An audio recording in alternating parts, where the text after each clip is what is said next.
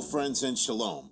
This is Tom with Truth Ignited Ministry, and today I've got a simple message that I'm calling Let's Talk Christmas.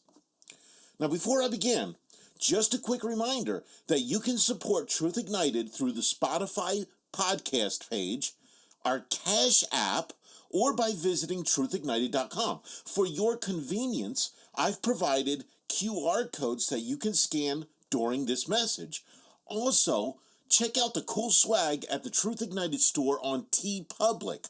Your support will help Truth Ignited do more and reach more people. So, I want to take a little time and talk about what may well be the most popular event in the entire world today, and that's Christmas. Every year, this is a hot topic among those with a messianic, Hebrew roots movement, or otherwise Torah-positive faith practice, as we have all recognized some particularly valid reasons for concern with this holiday that's found nowhere in the Bible. Now, over the years, I've published several written studies on the holiday of Christmas that you can find these studies on my website at truthignited.com. My objective here is not to do another lengthy and detailed study of the points that I've made in those teachings, but to go through and highlight the key elements that seem to best support the argument about why a follower of Yeshua should avoid the celebration of Christmas and what we can do biblically instead. Before getting into the many good arguments against Christmas, I do want to mention the work of a man named Alexander Hislop that's titled The Two Babylons, which has caused a lot of problems and created a lot of confusion over the years. This is a work that seems to have been heavily debunked. However, there is an old saying that a broken clock is right twice a day, and it does appear that at least some of the things Hislop said in his book may be true statements. But this doesn't mean that you should rush out and buy a copy of this book just because there might still be some truth contained in it. Most people should not, because they're not properly trained to identify what can be confirmed as truth and what cannot.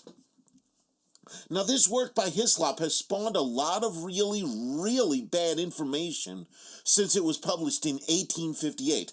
Today, there are still a lot of large and influential anti-Christmas ministries who parrot the statements of Hislop that have been proven untrue, but just as with Christians who insist on celebrating Christmas despite the valid strikes against it, which we're going to get into in a moment, there are many who, once they have concluded that Christmas is wrong, seem to believe that the end justifies the means. But I will remind you that the Bible tells us not to bear false witness. So the end does not justify the means if the means is to use outright lies and false claims. As I share with those who ask me about Alexander Hislop, we do not need Hislop to make the case against Christmas. There are much, much easier ways to contest this holiday with credible, verifiable information. Thus, the bottom line on the claims of Hislop regarding Christmas, or really anything else, as his reputation is heavily soiled, is that he and his teachings are best left out of these discussions. Thus, I will not make any further references to Hislop in this message. Now, turning our attention to the matter at hand, the first thing we must discuss is the claims that Christmas is pagan and or Christmas is not pagan.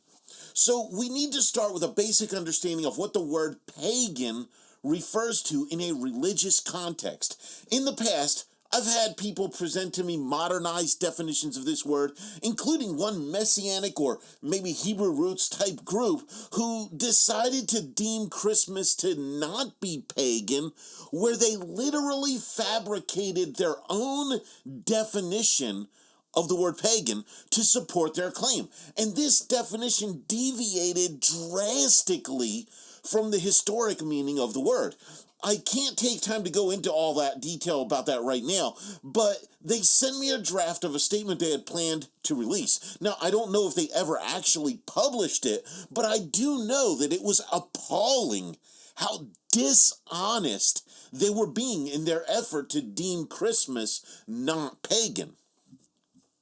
From a religious basis, the word pagan is historically a reference to polytheistic religion. These are religions like the old Greek and Roman beliefs, the old Norse religion, Hinduism, Shintoism, and others with a pantheon of many gods and goddesses. So in order to determine if it is accurate to deem Christmas a pagan holiday, we must determine if, at its point of origin, it is connected to a pagan religion. Now, to do this, many have tried to link it to the Roman Saturnalia festival, which, of course, is absolutely a pagan celebration of the god Saturn. The problem people run into with this, however, is that despite a lot of strong circumstantial evidence of a connection, and even statements made by early writers like Tertullian, there seems to be no one absolute piece of evidence that would solidify a direct connection between this festival and the origin of Christmas. Now, this doesn't mean that this argument should be dismissed, but it does mean it's best to look elsewhere as well. The undeniable fact of the matter is that Christmas is the invention of the Roman Catholic religion. So, what if the case is made that Roman Catholicism is in fact a pagan religion? Or even that it's the old Roman religion rebranded and repackaged to give it the appearance of being a form of Christianity. It's not my intent to start a conspiracy theory, but consider the following characteristics that tend to be true of at least most, probably all, pagan religions. First, multiplicity.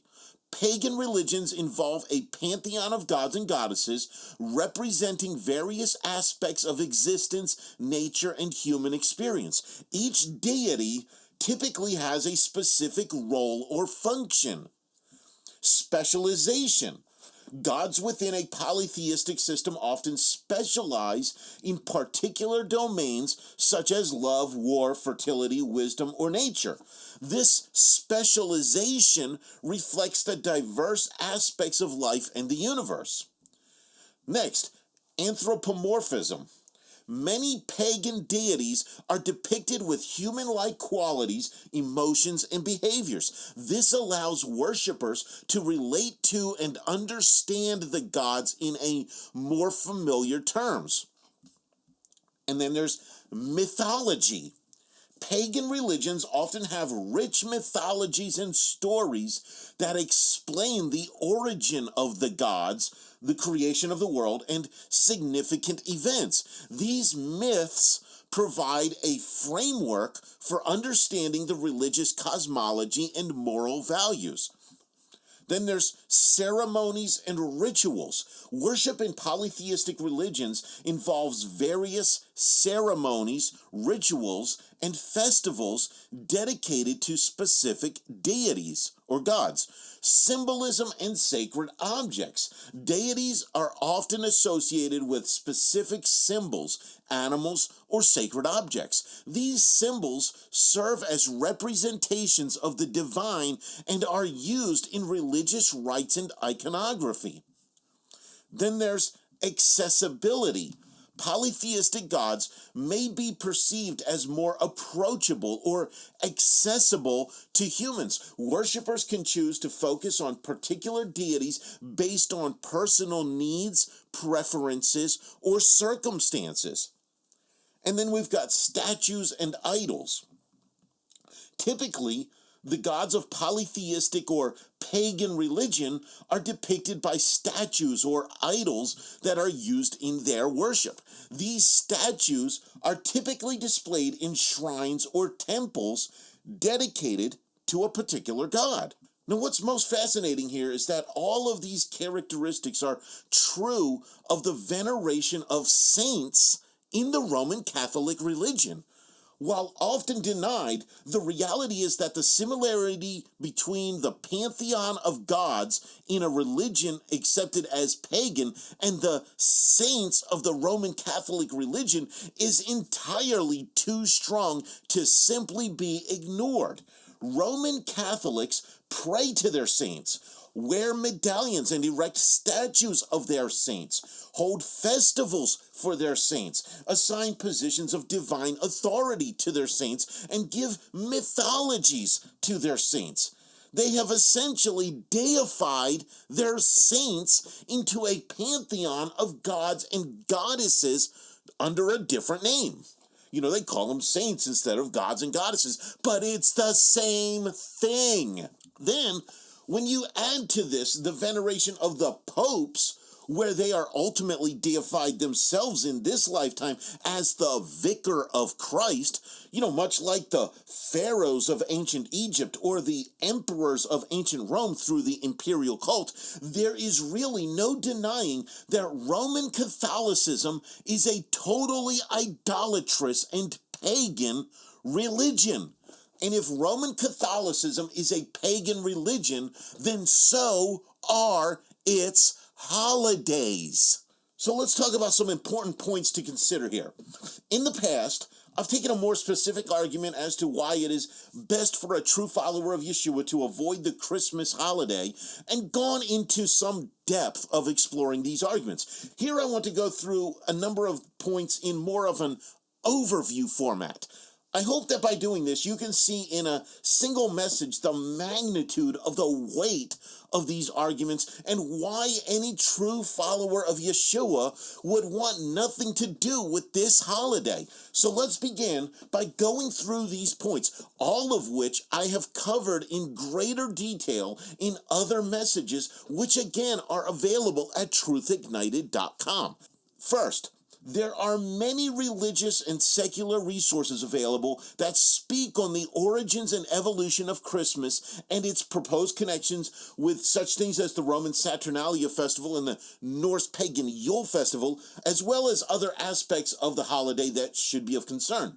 These resources include the Zondervan Encyclopedia of the Bible, the Christian Encyclopedia, Unger's Bible Dictionary, the New International Dictionary of the Christian Church, the Layman's Bible Encyclopedia, Encyclopedia Britannica, the Encyclopedia Americana, the New Standard Encyclopedia, Encyclopedia International, the History Channel website, and certainly many others.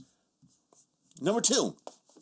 There is a long-standing history of Protestant Christian opposition to celebrating Christmas, with documented statements from some of the most highly regarded ministers of the Protestant tradition against the celebration of Christmas that includes such names as Charles H. Spurgeon, A.W. Pink, A.W. Tozer, and others. This is not a new matter. It has existed by Christians who oppose the Church of Rome for as long as Christmas has existed.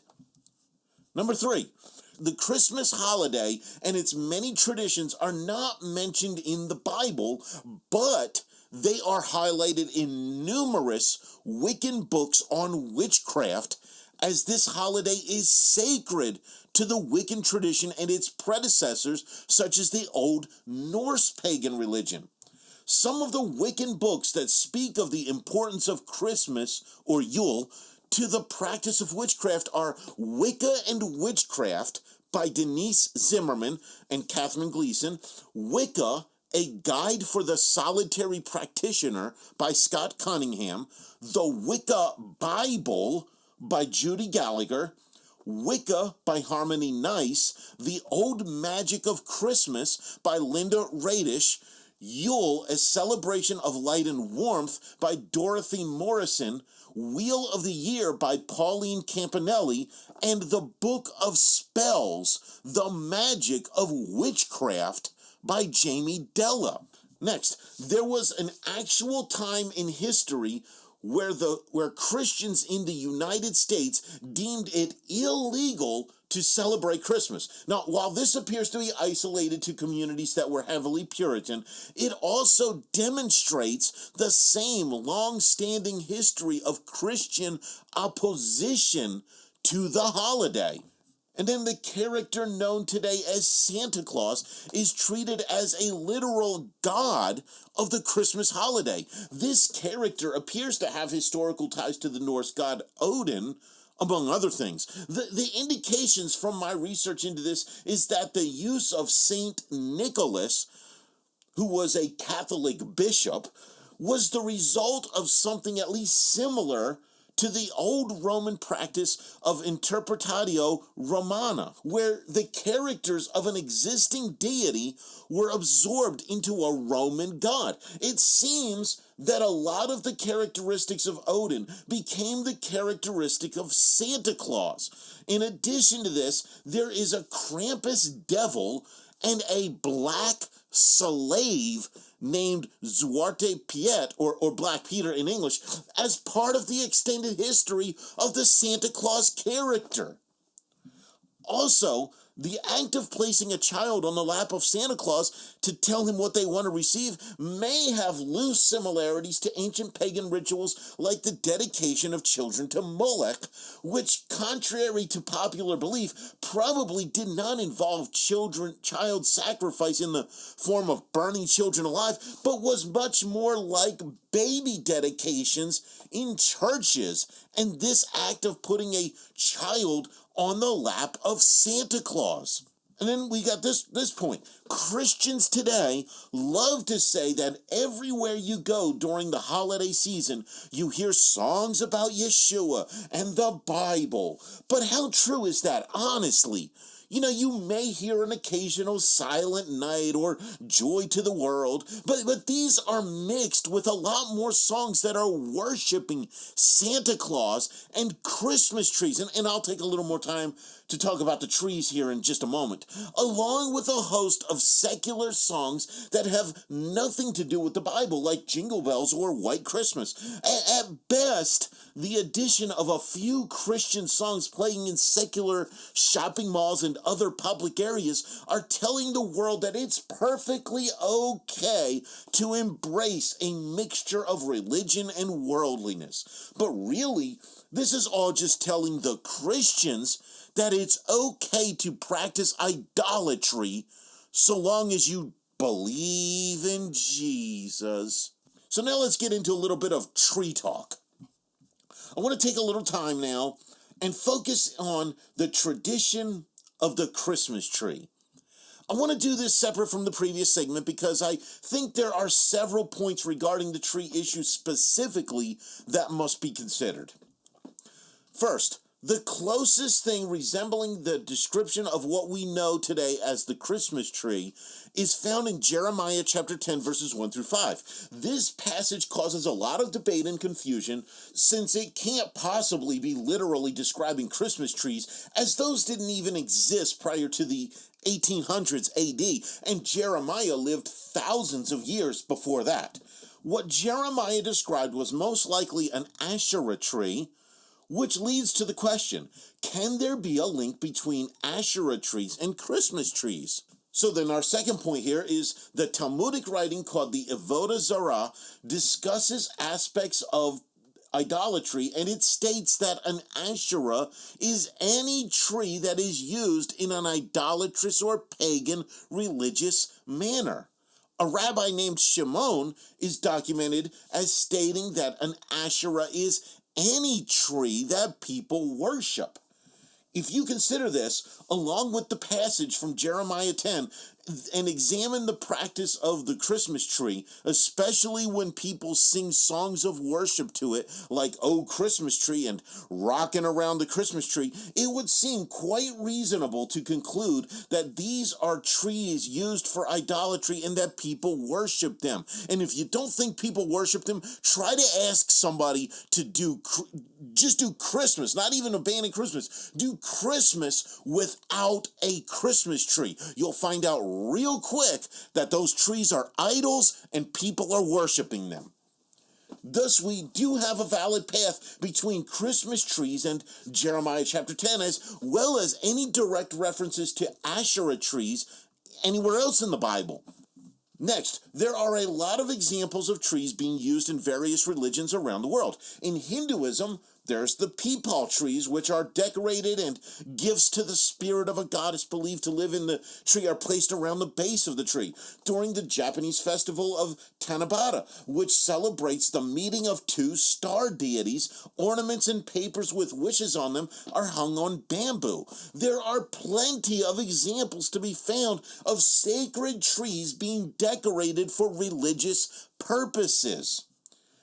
And then in some of the religious uses of trees, the belief is that the goddess lives at the top of the tree. This is seen in the peepal trees of the Hindu religion, the Asherah trees spoken of in the Bible, and many others. This is something to think about when people want to place that star or angel on the top of the Christmas tree.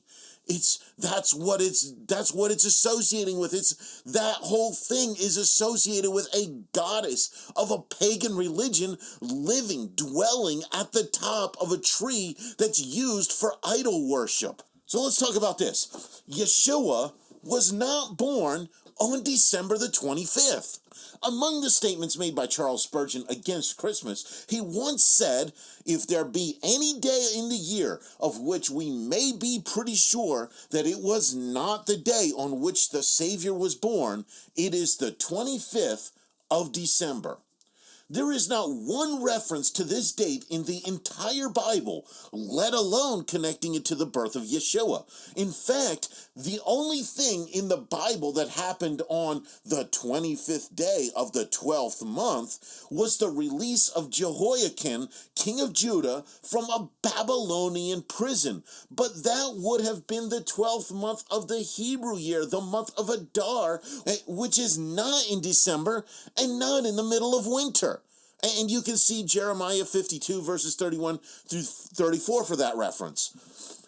The fact of the matter is we know when Yeshua was born. There are many factors we can use from the Bible, historical records from the time period of Yeshua outside the Bible, and other resources that all factor in. When we overlap these points, they all combine and lead to the biblical fall feast season, being the only period of time that fits. Some believe he was born on Yom Teruah, which is the day highlighted by the blowing of the shofars. Others say that he was born on the first day of Sukkot, the Feast of Tabernacles, which is my opinion at this point as well. Regardless, we can be certain that this is the time he was born. Consider these points, which I go into in greater detail in a message that I've titled, "He Tabernacled Among Us," which is also on my website, truthignited.com. Go there for all messages like this. Great teachings really help build on this teachings like this one. So let's get into these points. First, a lot of people reference the order of Abiyah, one of the priestly rotations, as this is when Zechariah, the father of John the Immerser, would have served in the temple. This rotation would place the birth of John either in the spring around Passover or in the fall around Tabernacles, with Yeshua being at the other, as they were born 6 months apart according to the testimony of Scripture. Second, the shepherds were living in distant pastures, and the Talmud tells us that this practice was done between early spring, probably no more than a month before Passover, and late fall, roughly a month after the conclusion of the Feast of Tabernacles. This gives us a window of time that Yeshua has to be born within, and winter is completely outside of this window.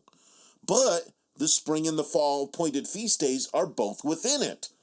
Next, a lot of people talk about lambing seasons and how this would prophetically apply to the birth of Yeshua.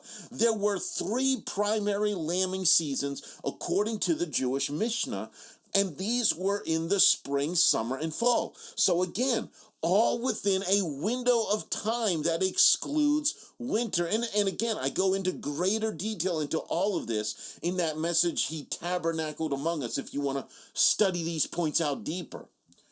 And then the next point here, a Jewish writing called the Tale of Simon Peter accurately states that the earliest followers of Yeshua connected his death with Passover and the days of unleavened bread, and his ascension with the feast of Shavuot, or what many know today as the day of Pentecost. Then it links his birth with the feast of Sukkot, the Feast of Tabernacles. Since the first two continue to this day as connected, it stands to reason that this reveals a very early, but today mostly lost, association of the birth of Yeshua with the Feast of Tabernacles.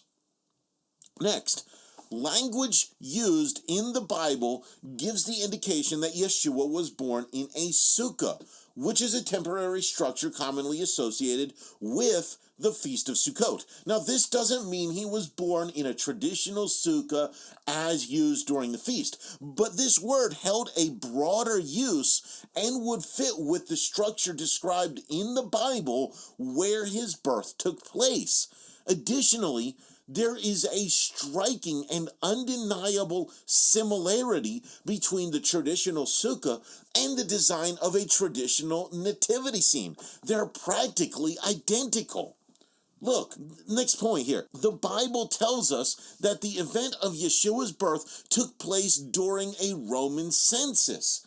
And indications are that the Romans conducted these censuses between August and October, as this did not interfere with the spring planting season and was not during the colder months in the winter. This narrows our window and only allows the fall feast season to be the time when Yeshua was born. These 6 points tell us that Yeshua was almost certainly born in the fall, connected in some way to the biblically commanded celebration of Sukkot. They also tell us that it's a biblical impossibility for his birth to have been in the winter, whether December the 25th or January the 6th or any other date people may want to come up with. This begs the question at this point. If we know he was not born during the Roman Catholic date of December 25th, and we know he was born during the biblically commanded feast, shouldn't we then be commemorating his birth during the Feast of Tabernacles, which we're supposed to be celebrating anyway? And when we do that, there's absolutely nothing left in Christmas except Roman Catholic paganism and idolatry, a whole lot of worldliness, and traditions that trace back to witchcraft rituals. Now, not all traditions trace back to, and we're going to talk about some of them here in just a little bit, but some of the traditions of Christmas specifically trace directly back to witchcraft rituals held in the Wiccan religion today that go back to the old Norse religion. Now let's talk about something a little bit different here. Yeshua celebrated Hanukkah. John chapter 10, verses 22 to 23 tells us that when it was winter in Jerusalem, Yeshua was at the temple during the celebration of Hanukkah. This is the only reference to a midwinter holiday in the entire Bible, and it takes place in the life of our Messiah, who we are supposed to follow. Now, there is some debate about what he was doing there. Was he celebrating or was he not celebrating? Now, I believe he was celebrating Hanukkah on this occasion, and consider these points. First, he made the journey from the Galilee to Jerusalem during the most inclement part of the year. Second, it was in this setting of Hanukkah that Yeshua declared that he and the Father are one, which was a clear declaration of his deity and caused an uproar as he essentially called himself God.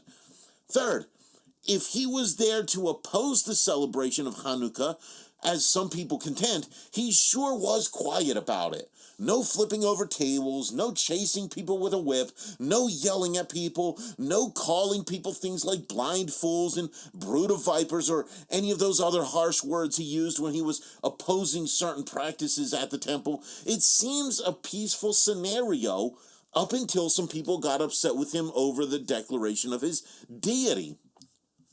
The plain reality of the situation is that there is no indication he was against Hanukkah and strong indications he approved of Hanukkah. This would indicate that we, his followers, should also celebrate Hanukkah. After all, if we believe we are supposed to do what he did and walk as he walked, 1 John 2:6, then that would include celebrating Hanukkah. Some people argue that he was not there to celebrate Hanukkah, that they have several alternate theories about why he was there, but to these people I would say again that we are to do what he did and walk as he walked. So if your belief is that he was not there to celebrate Hanukkah, but was simply walking around the temple for some other reason, then my advice to you is that you should do what you believe he did, walk how you believe he walked, and every year during the 8 days of Hanukkah, you should go to Jerusalem and aimlessly walk around the Temple Mount area. Now, I've also heard some people, including at least one popular Messianic teacher, say that if we conclude that Yeshua placed his stamp of approval on Hanukkah, then we can conclude that he'd do the same for Christmas. But this is comparing apples and oranges. With Hanukkah, we have both the testimony of Scripture approving it, and we know the history of its origin. Despite parts of the story that may only be legend, we do know that this holiday commemorates the rededication of the temple after it was defiled by the pagan Greek king Antiochus. There is nothing questionable, pagan, idolatrous, or in any other way wrong or sinful in celebrating Hanukkah. We cannot say the same for Christmas, as it is well established that Christmas is the creation of the pagan and idolatrous Roman Catholic religion. There is no way Yeshua would approve of Christmas. If he were here today, while he didn't do it with Hanukkah, I am certain that he would be walking into all of these Christian churches on December 25th to flip over the tables, chase people out with a whip while yelling at them, and calling the pastors brood of vipers, blind fools, and whitewashed tombs filled with the bones of the dead. Look, folks, I'm going to level with you here. It's just common sense. Deuteronomy 32, verse 28 from the Complete Jewish Bible Translation says, "They are a nation without common sense, utterly lacking in discernment." Proverbs 21:6 from the same translation says, "The person who strays from the way of common sense will come to rest in the company of the dead."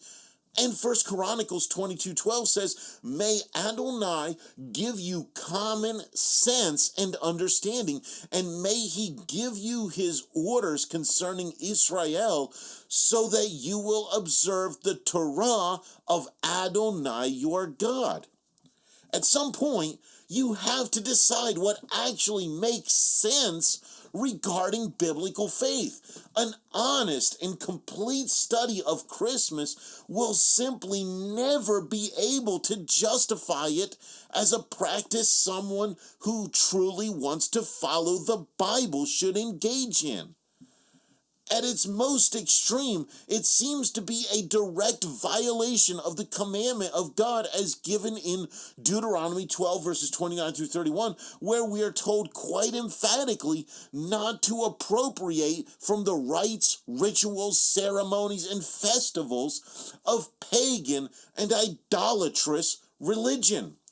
Regardless of any potential connections with the old Roman Saturnalia or later appropriations from the Norse Yule festivals, the fact is that as a Roman Catholic creation alone, we can deem Christmas completely and totally pagan and idolatrous. We are not to appropriate that into our faith, practice, and worship of Yah or Yeshua.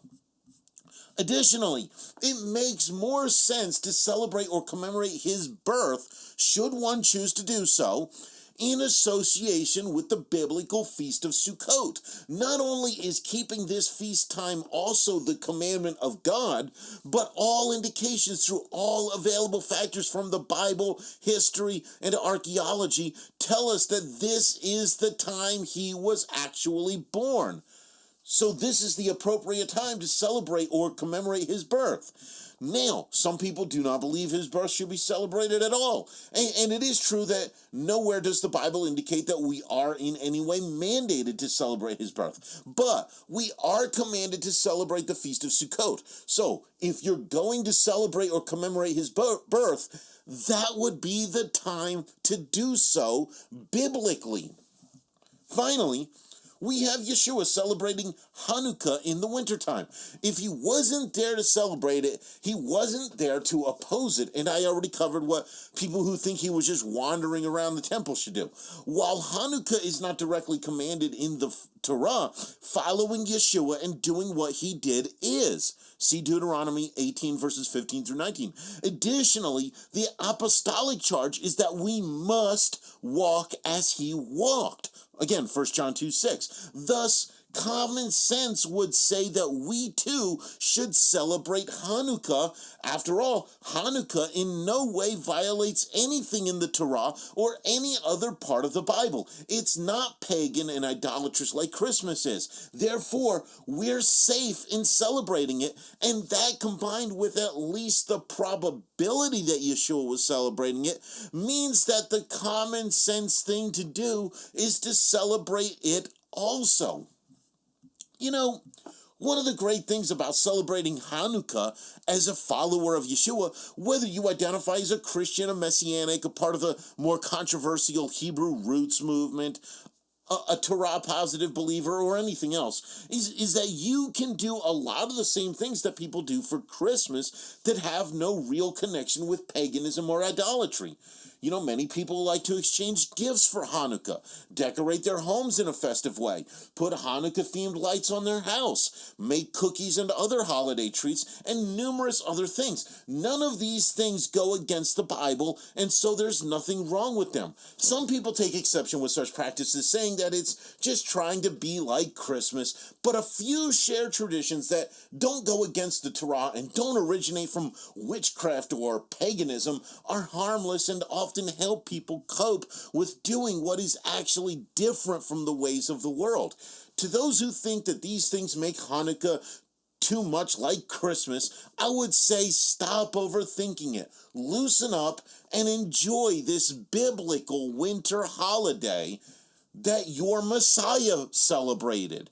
They say that common sense isn't very common, but it doesn't have to be that way, especially with regard to holidays and holy days. Common sense says that we do not do what goes against the Bible.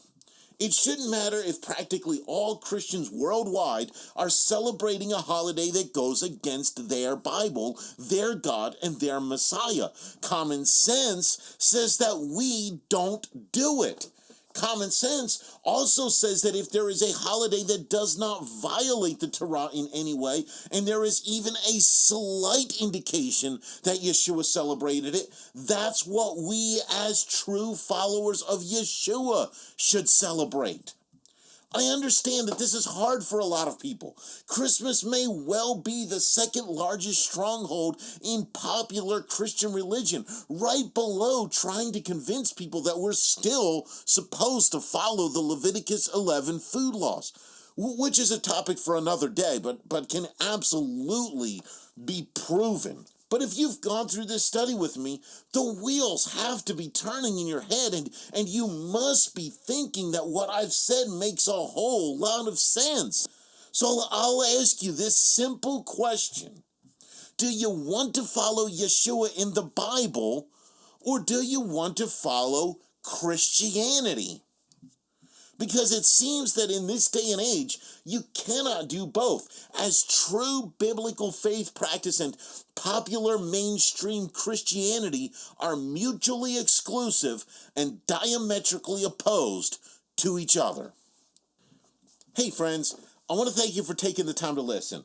If this message has impacted you, please feel free to share it with others. If you're enjoying these teachings, be sure to subscribe and consider becoming a $5 or $10 monthly partner.